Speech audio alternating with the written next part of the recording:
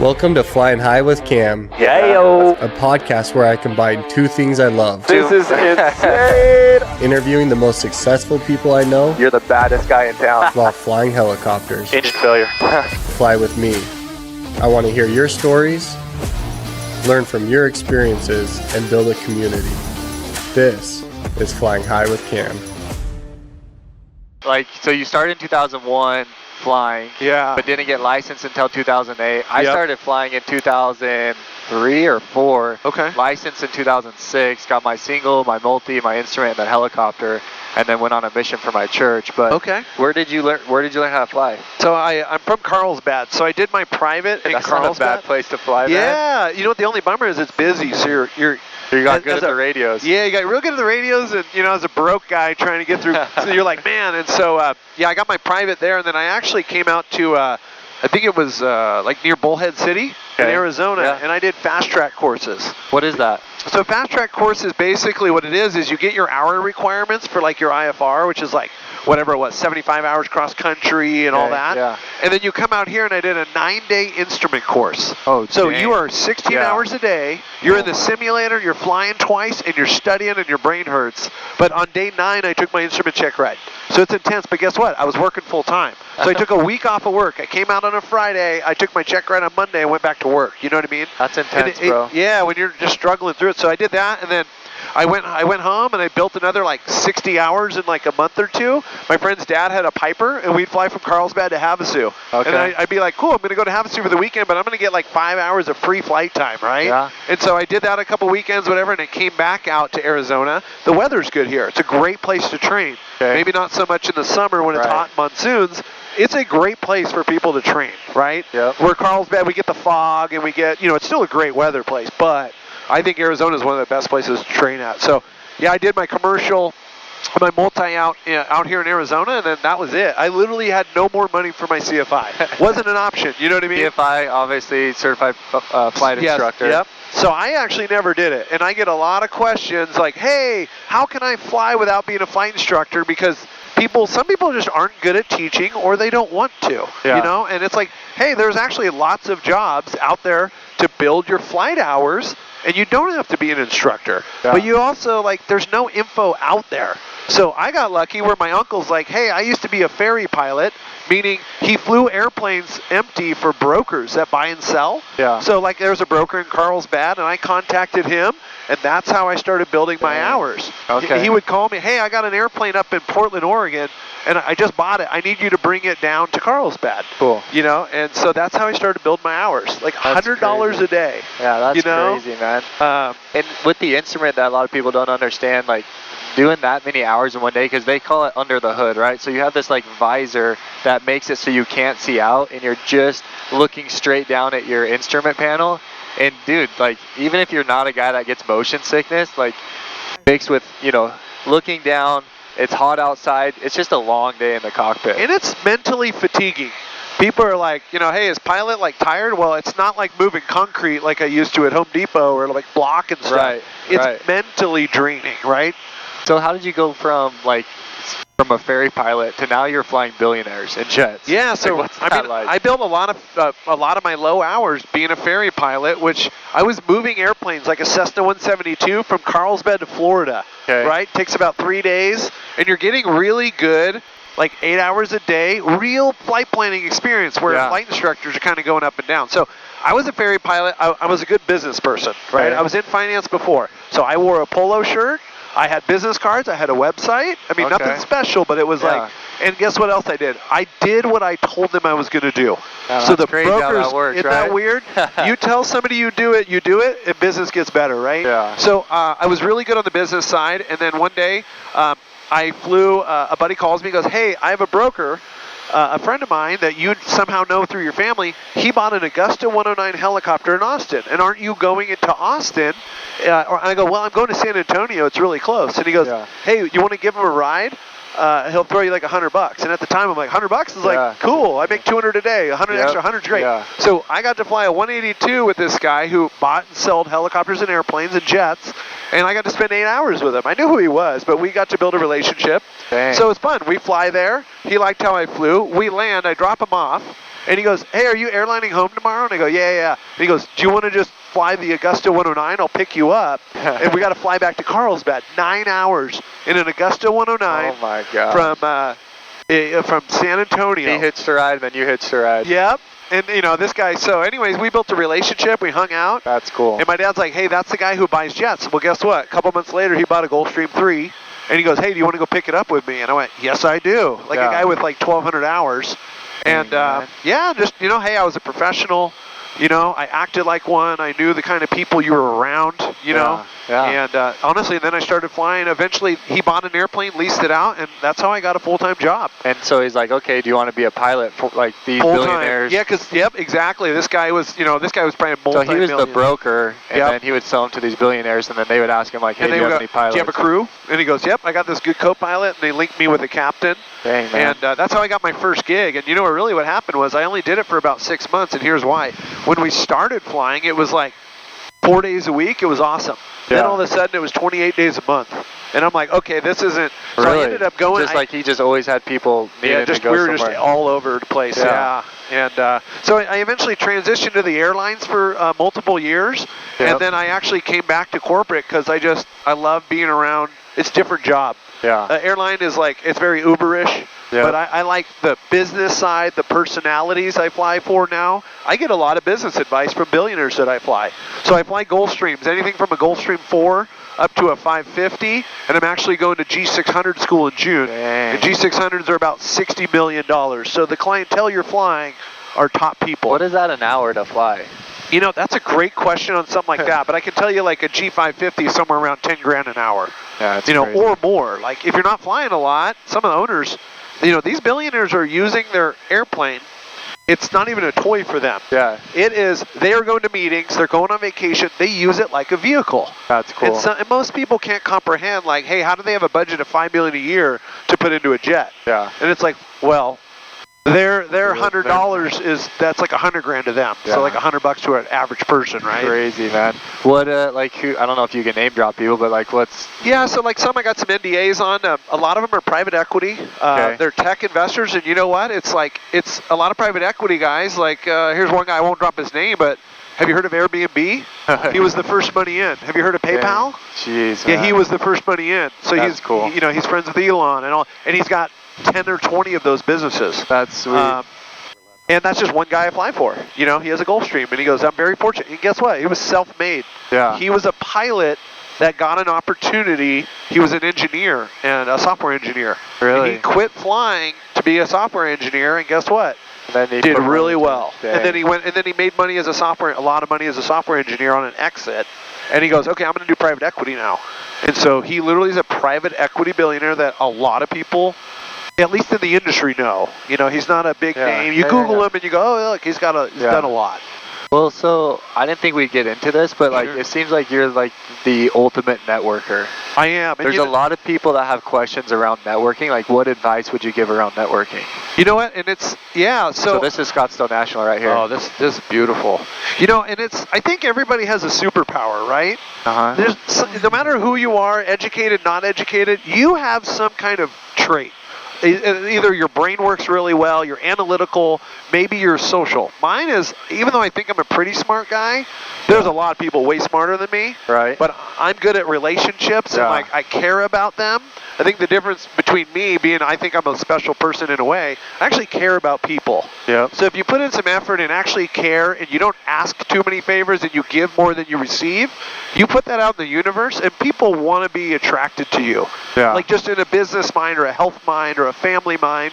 And that's what I stick to my guns on, right? Like be a really good person and help others. Like right now, I'm mentoring all these younger pilots. The guy sitting next to me, he's a video guy and he's been really professional and he's young.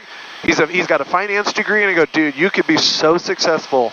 And last night we had dinner together, and I said, hey, you need to ask this girl who's in flight school, get her number, and network. And he goes, well, how do you have to be good and be okay with being turned down.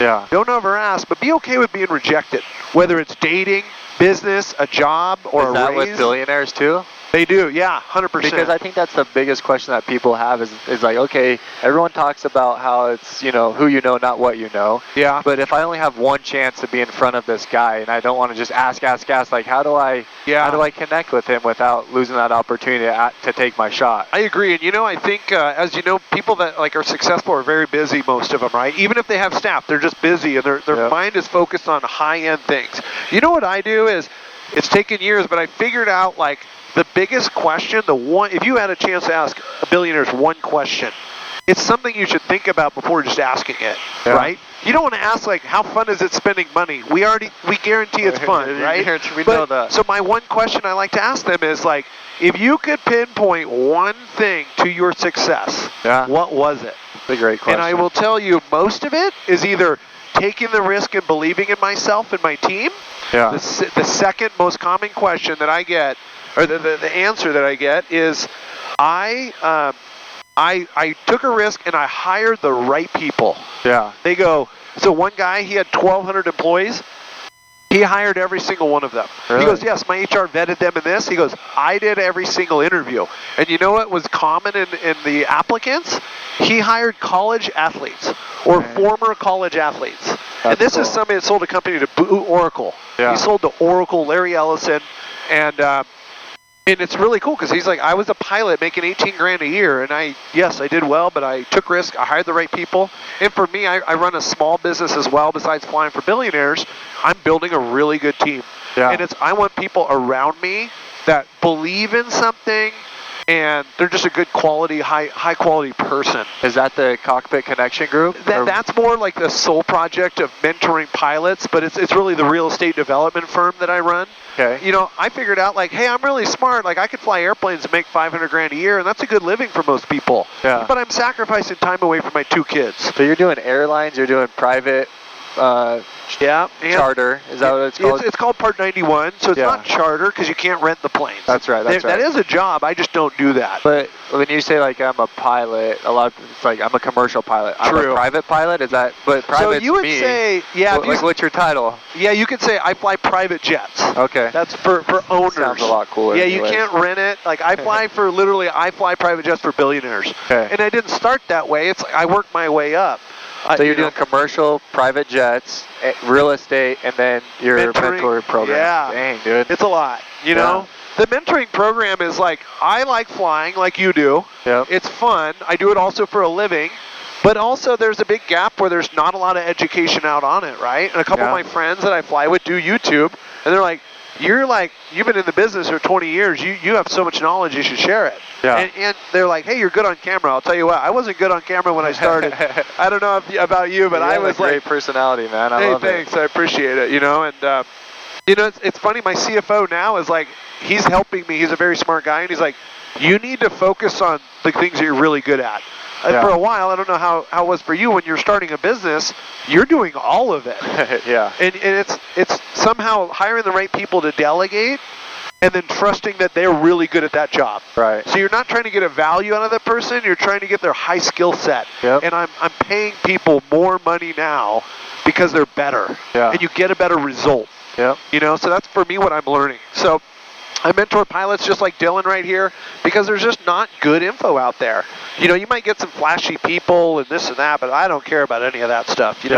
I care about being a good person, giving back, and really providing for my family is the big ticket, So, I love helping people, and there's just not a lot of info from, if somebody gets their commercial pilot's license, meaning they got 250 hours, well, now what do? Yeah. There's just, most go get their certified flight instructor license, and they teach other people. Well, there's so many airline pilots, and especially seems like the past year, I have 5 cousins that are in the airlines. Okay. And they're only working 2 or 3 days a week, but they're making a couple $100,000 a year. Yeah. And then it's what would you recommend for a guy like that has almost unlimited freedom? Yeah, so I'll tell you this, and that's kind of how I started, right? And then I became a little bit of a workaholic, a little bit, being surrounded by billionaires going, you know what I realized for me? This is kind of nice. I want this, man. I go, but I'm just as smart as those people. Yep. They might be years ahead of me, but they went all in on something they cared about, believed in. Yep. And so I think someone that has free time, honestly, in my opinion, the airline job's pretty easy. Unless there's really bad weather, like you're on your game a little bit. Yeah. A lot of people either A, they dive into their hobby, maybe they're good golfers or whatever. Okay. But you have so much free time. Like I love finance and education things. I want to teach myself to be smarter and better with money and help others. So is that kind of your specialty, is to gap between like getting started and getting on the airlines, or like once you're in the airlines, let me show you how you can continue to make more money? So the great thing is I got both. Okay. And getting someone like Dylan here with 250 hours to his dream job of flying private jets or the airline, I can build him the roadmap, right? Like here's all your options, but you have to go do it. And networking is the key to that. So I supply info. We do like bi-weekly coaching calls, and it's really like, hey, here's some things I've learned in the industry. Here's some contacts for you. Go to LinkedIn. And I'm helping, but they have to go do the work. And then the biggest thing is for me right now, we raise money and we develop industrial buildings in Texas. Yeah. It's booming in Houston, right? Chevron's moving there. It's a good industry. And I've flipped homes. I've owned mobile home parks. I'm selling all of that. It's too labor intensive. Yeah. So when you build industrial commercial buildings, you're dealing with high net worth and highly experienced builders. The bank is very experienced. So I built a team. So now what we do is instead of just getting out there to make money like a private equity firm and chasing the sale, I go, no, hey, I want to educate people that make $200,000 a year. Cool. Why is it $200,000 a year? That is an SEC government policy that you have to make $200,000 a year to invest in deals that I do. Okay. So there's no way around it, right? Okay. I'm not going to jail for something less, right? So I educate people out there, like normal people, middle class, I guess you could call it. Hey, did you know you can make more money out there in real estate than the 6 to 8% on the stock market? That's like the average returns. Yeah. And most people go, no, I didn't know. I could, tell me more. The info is not out there. Right. Sure, we all see Grant Cardone all over Instagram. That guy is a master marketer. Yep. He has 16,000 investors. That is a lot of people. The guy probably posts 20 things of content every day. Whether you love or hate him, the guy's a really good salesman. Yep. Yeah. And so what I'm telling people is, like, I provide an opportunity with a really good team, right, for people to make more money and outrun the stock market. That's cool. The biggest thing for me is, like, you cannot control if Elon makes it, love or hate him. If he makes a text and stock goes down or up, you don't control that. Right. But guess what? A real estate building, we can control it. Yeah. So I like the education of both, I love it, man. Yeah. So I saw I keep forgetting the name, but the Cockpit Connection. Yeah. And you were talking about the jobs. Talk about the struggle between 250 hours where he's at, it sounds like. Yeah. And actually getting that position as a commercial pilot or a jet, Sure, yeah. So a lot of guys, you get this, guys and girls, you get 250 hours, you're able to make money as a pilot once you get a commercial license, right?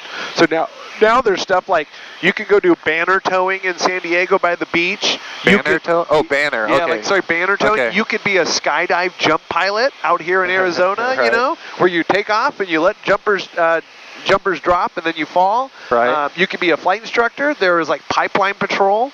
There's medical, like med-vac pilots. Yep. Or there's charter pilots eventually. So there's so many opportunities, but it's really competitive. Right. So what I'm doing is teaching these guys, where are the jobs? Because they're hard to find. So I have a team that literally Why are they hard to find?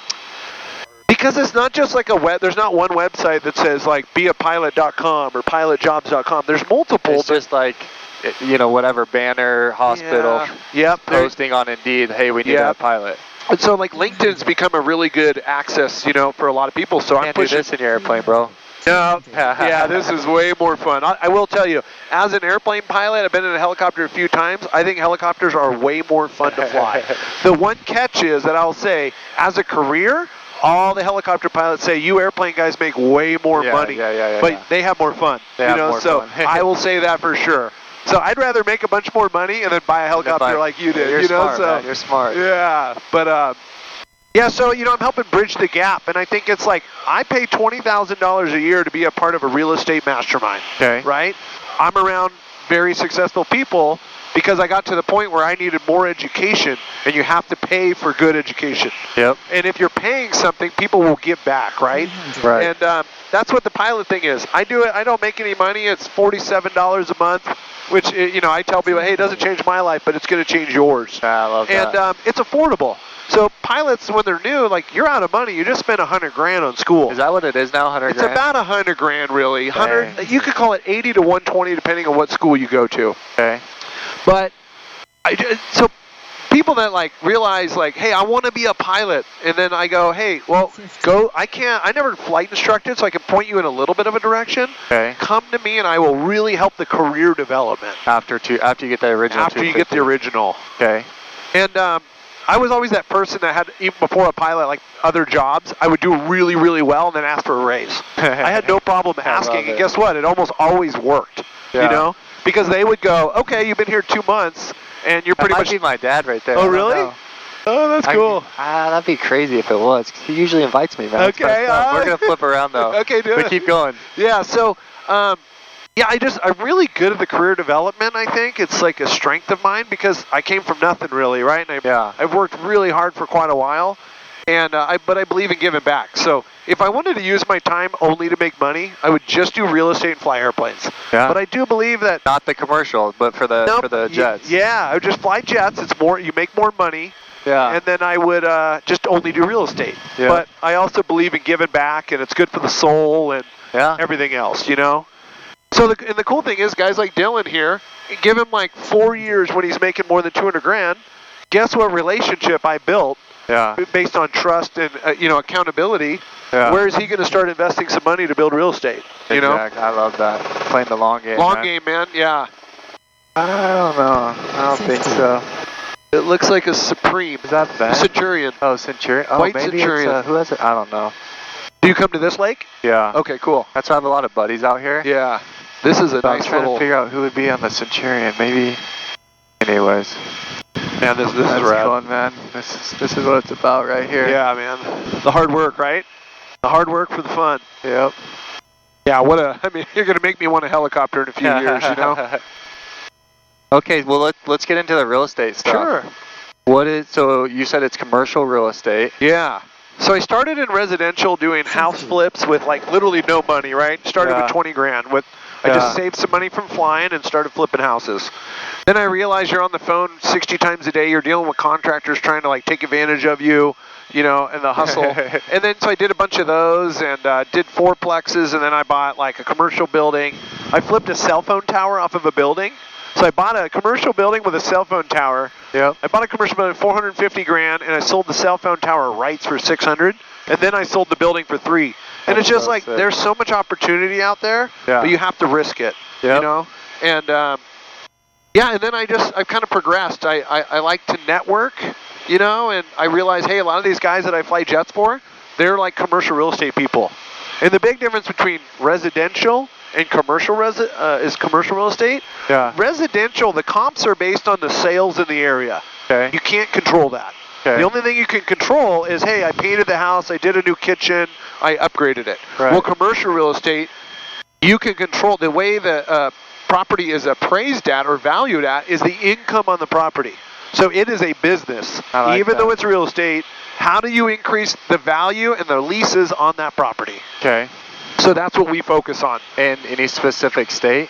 So we're in Houston, Texas, because we were flipping homes there. A lot of states are good. I think up here in Cave Creek would do real well where it's growing right now. Yeah. Phoenix is obviously big. There's a lot of competition. But we're in Houston, Texas, because it's one of the fastest growing cities the last 5 years.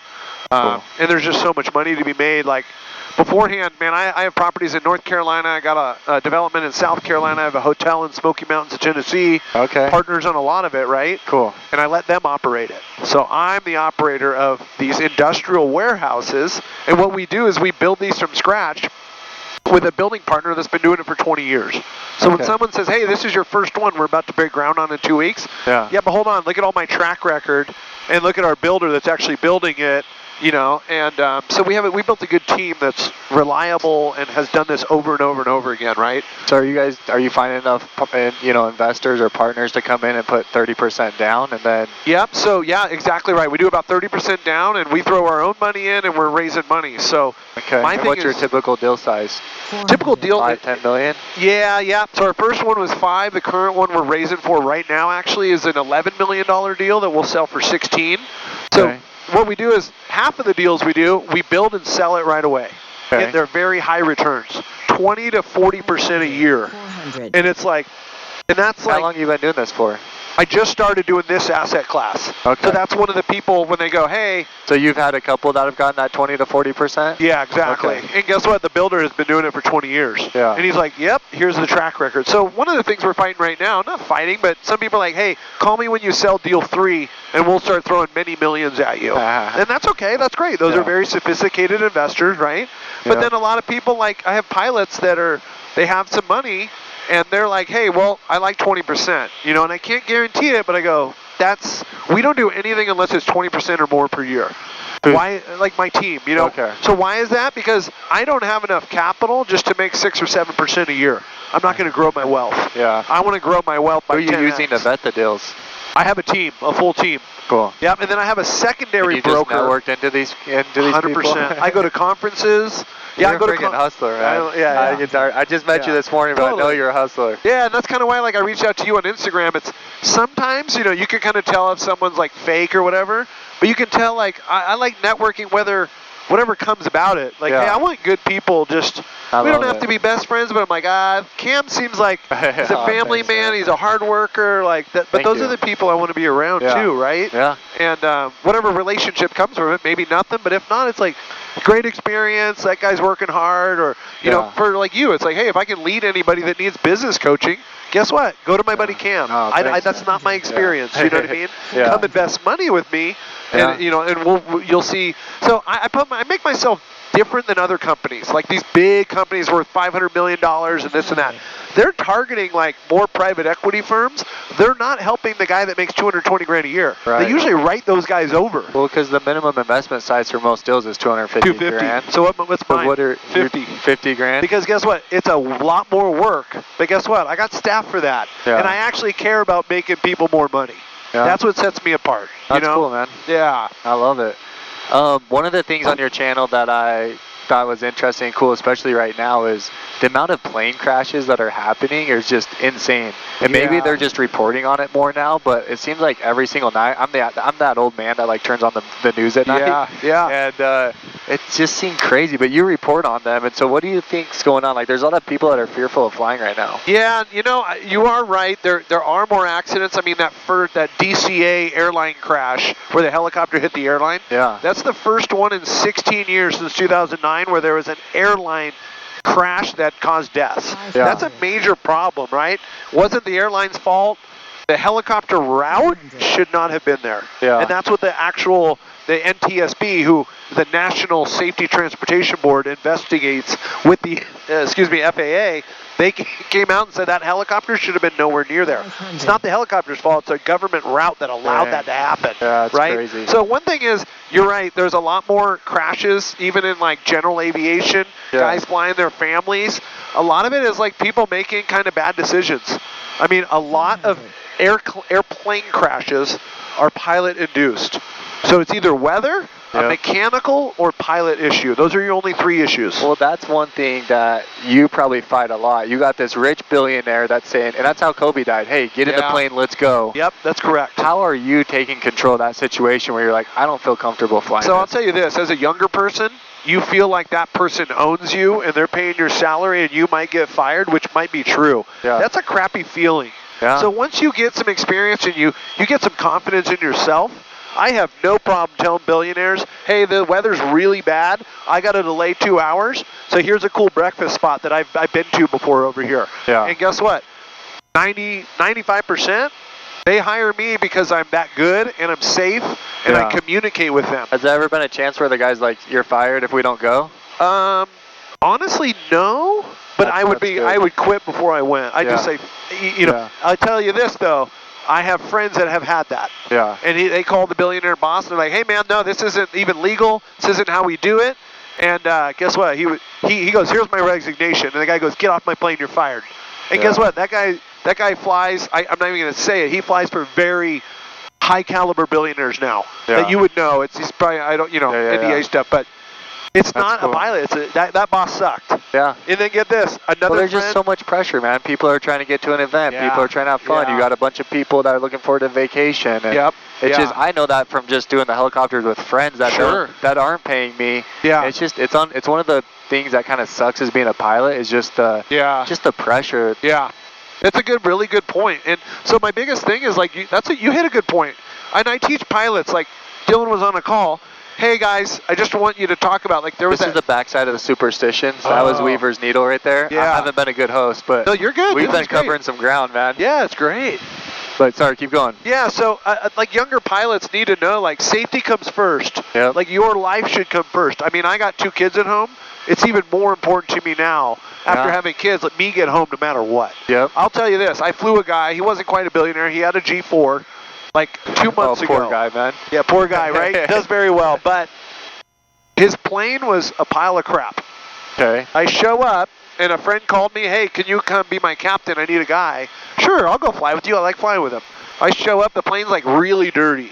Like, okay. Like, not like high time. You're saying like it was just filthy. And no one took care of it well. Like maintenance or like? Yeah, that's what it ended up being. No, so it was dirty, so you look like, okay, why is it dirty? Is the guy not wash his plane ever? Okay. Like, what's going on with it, right? And if he's not washing, he's probably not maintaining Yeah, it. so guess what? It was like, well, there's some oil on the wing. That's pretty normal to have a little, because G4s just leak oil a little bit. You got to monitor it.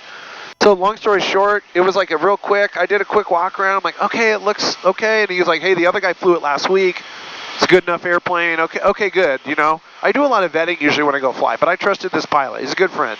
Well, we fly it, the radar doesn't work, and there's weather. And I'm like, okay, you know, this stuff can happen, but the radar's not working.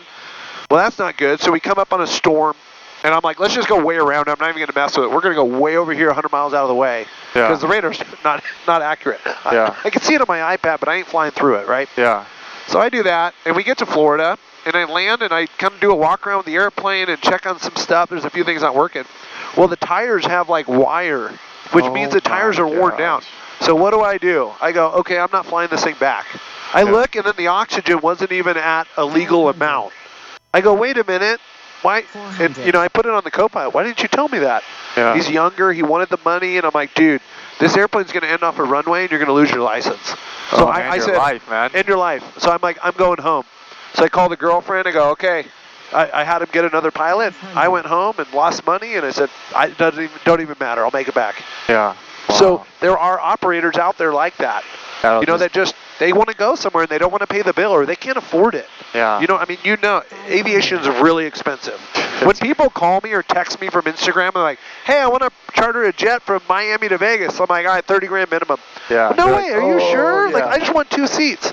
That's an airline. Go on the first class on the airline. That's how you get 2 seats. You don't sell seats unless it's go on JSX. Yeah. And that's really just a private airline. It's not a private jet. Dang, man. Yeah, people don't understand the cost of aviation is insane. It's insane. We'll talk to end on your charity, like, and what you're doing with charity. Yeah. So it's cool. So like I said, you know, hey, if you work really hard, I really believe in giving back, and I think it improves your life and your soul. So my buddy's been doing a charity event for Christmas. This is just one of them that we do that is probably my favorite time of the year, right? Christmas is great for everybody. Yep. But we do a Christmas charity in San Diego. It started with a DJ, Tommy, who's on the radio in San Diego. Okay. We call it Breaking and Entering. So he did it with the radio. We did it with the radio for several years, and then he went off on his own because he wanted to kind of control it, not make it. They kind of brought the news in, and he goes, dude, this isn't about, we don't want the news involved. Like, this is about really helping someone. Yeah. So what we do is we get letters from families that nominates a family that is having a really hard year. Okay, and it could be like, I love this. Like, and so this year, here's an example. The family that he chooses all the letters, and he chose, the dad was a lineman, right, in San Diego, and he was coming home from work at 2 a.m. A drunk driver, wrong side of the highway, coming off an on-ramp, hit him and killed him. 4-year-old daughter. Dang. You know, they live not too far away. So what we do is we bring people together. We find out from like an inside person, what does that family need? What is their pain point right now, right? Yeah. And it's let's make this Christmas and change their life a bit, right? Yeah. So people either if they don't live around San Diego, they send money. You know, it's like a trusted thing. Nobody's taking advantage.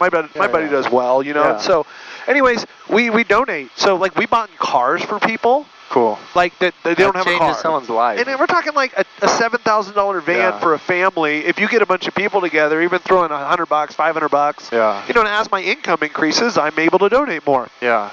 So we literally send them to SeaWorld. This is how it works. We have a guy that works at SeaWorld, like high up at SeaWorld. Yeah. They go to SeaWorld and do all the VIP stuff with the kids. Cool. This is a sad time. Their husband died 6 weeks before. Yeah. So their whole grandparents, they go in a limo down to SeaWorld, have a great day. They come home. Well, we had like 50 people this year. We do like yard cleanup. Like there was a 4-year-old, so we cleaned up the yard, bought all this mulch, and then we had all these blow up like snowmen and all these cool things. So when they came home, I mean, we cleaned the house. Yeah. We did a whole new bedroom furniture, like TVs. You're doing that all in one day. All in one day. Wow. All in one day. So we get everybody together. We wrap all the gifts. We make sure that this girl liked monster trucks. Yeah. So you better believe they went to Monster Jam in San Diego. And one cool thing for me that my buddy has done, he involved his kids at a young age.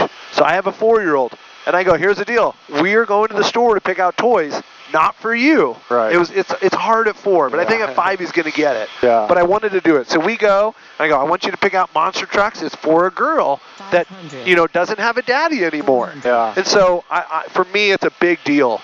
And I just try and get friends involved. And I mean, I donate a bunch of money, and I make my contacts. Like this year, I called someone that was in my community. I said, hey, your brother owns a maintenance shop. Yeah. Can I buy tires? Because her truck needed new tires. Yeah. I'll buy the tires. Will he do the labor and the install for free? Yeah. Like, and he goes, yeah, dude, we'd love to be a part of it. I go, here's my credit card. Just order them. I don't care what they cost. Like, just do the labor for free or whatever. Dang. And it kind of helps people out. Then he ended up doing an oil change and some other things. I'm like, dude, yeah, you can change people's lives. And like some of them, we bought we paid rent for 6 months to keep their family in a house. They were getting evicted. So it's whatever the big need is. I mean, you're changing people's lives, and it doesn't take much. So the people that don't have enough money, like I had pilots come down. They're like, dude, I'm like broke. I'm like, you can come and help build furniture the day of. We need people to help with mulch. Yeah, we need. I walk outside after helping in the house, and my CFO went to the store to get more mulch, and he's unloading bags. Yeah. And it's like that inspires me, man. That's cool. Yeah. So it's just a fun. I mean, it's in San Diego. We got people. You do that at the end of the year? It's usually like second week or third week of December. Yep. Cool. Every year, right before Christmas. So they come home from SeaWorld, and we don't ever let them know who we are. That's the thing. Cool.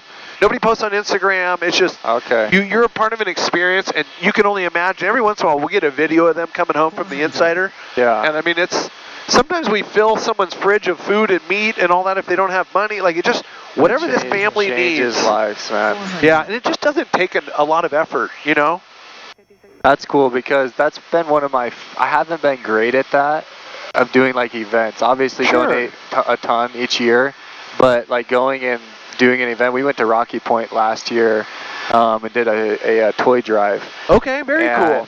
It was probably one of my favorite things that I've done. I met these 2 little boys. They were twins, Julio and Julian. Okay. And I think about them all the time. And we were taking them home, and they commented on my little boy's Nike shoes. And I just said, is there a place to buy Nikes here? And they knew exactly where the store was, man. I didn't speak Spanish. They didn't really speak English. We're using the translator app. Yeah. We drive them. We go get them shoes and shirts and jackets. And they changed my life. And it's like, dude, I just want to go down there every week, man, dude, and just so see cool. them and keep giving them more because they're just so grateful, man. And they're just something special. I need to come up with something like do you're your own doing, thing, like even in Arizona that or something. That's cool. Yeah. Well, I love it, bro. I know we've tried to connect for the past 4 months to make this happen, and we finally did. So I appreciate you taking the time. I know you're busy. Yeah, this has been great, man. Yeah, it's good connecting. I love hearing that story of you giving back. And I think a lot of people that maybe they don't think they have the money or the time.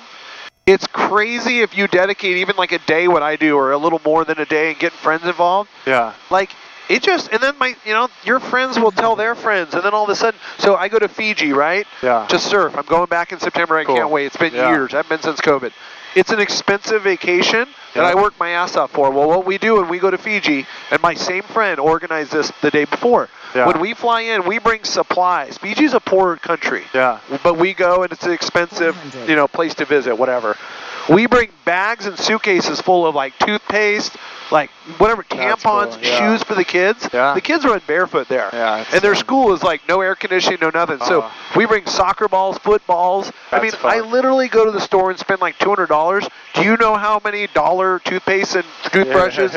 You can fill suitcases for like $200 or $300. That's cool. So, you know, and we go and we hang out in the village. And the funny part is I've had a couple people that are going on the trip, and I'm like, hey, it's mandatory. You're coming with us because the You bus guys is do, going. yeah. And they're like, ah, really? Yeah. And then they go and they go, okay, that was like the coolest That's 4 the best hours. part about the trip. It yeah. is, yeah. Okay. So I just think, like, if people understand, or like you said, you just did it recently, dude, it changes your life more than theirs. Yep. You know, I really want to encourage people to give back, you know, so people, you know, I pay for mentors and people mentor for me, and it's like, here's what you should do. Yeah. Be a really good person. Yeah. Give more than you take, and try and give back. Yeah. Period. Like, you will live a good, fulfilled life, in my opinion. I know about you. You're a family man. I'm a family man. Before I had kids, everybody's like, dude, kids change your life. And it's all good stuff. Yeah. You get more busy, Yep. but it's all good stuff. Yep. Like, I have a 7-month-old at home right now. It's hard to be away right now. Yeah. And he got to see a FaceTime last night. We're at Houston's for dinner having a steak. Yeah. And my girlfriend FaceTimes me before bed every night. And he's just smiling and laughing. Yeah. And the bartenders are like, wait, that's so cute. And I'm like, this is the hard part about my job. Yep. So Being people that away. want to be a pilot, you're on the road quite a bit. That's hard. Yeah, that's the tough you know, part. but it's a sacrifice my family's making. My goal is to be done in 3 years. Cool. Not all the way done, but just, hey, now I can fly a little Yeah. bit less. My real estate's doing really. The one thing with real estate development, it pays out 2 to 3 years later. Yeah. We don't charge all these fees in the beginning, so we're hustling to build a business. And I tell people, hey, I don't charge all these fees, and the investors ask, how come you're like low fees? Dude, I'm in this a long game. I want every single one of you investing in all the deals to come. That's cool. And so I'm like, I'll be in business for 40 years. Yeah. By then I'll be sitting on a boat or in my helicopter doing deals, but that's okay. That's the goal, you know? I love the long game, man. Me too, yeah, for sure. You're the man, bro. I appreciate you coming Yeah, on. man. Thanks for having me. It was so awesome. Nice to meet you. How can people find you? Where's the best place? Yeah, I mean, I'm on Instagram, the Captain Curt, and then my real estate business is CaptainCapital.com, and I'm pretty active on my Instagram, so you can send me a message. Happy to help out where I can. Perfect. I love that name. The Captain Curt. Yeah, my friends gave it to me, and I like it, so You're just I'm rolling running with it. it. Yeah. Good.